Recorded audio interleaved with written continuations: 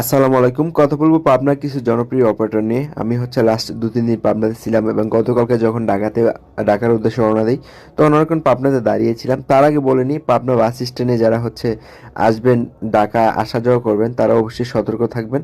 এবং আমার নিজেরই ব্যাগ হারিয়ে গেছে বা ব্যাগটা কেউ নিয়ে গেছে। কোনো একটা চক্রের পাল্লায় পড়ে গেছিলাম, যেখান থেকে ব্যাগটা হারিয়ে ফেলছি।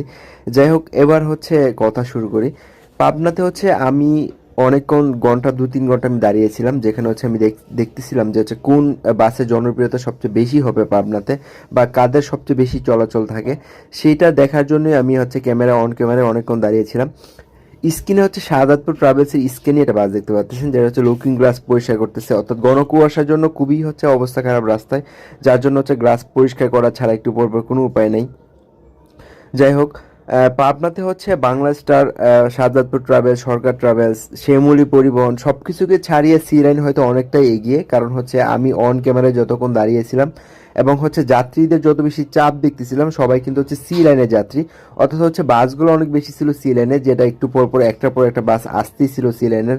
অন্যান্যদের তুলনায় সি লাইনের প্রায় 90% বাস বেশি আমি দেখতেছিলাম। আমি 9টা থেকে 12টা পর্যন্ত দাঁড়িয়েছিলাম পাবনাতে।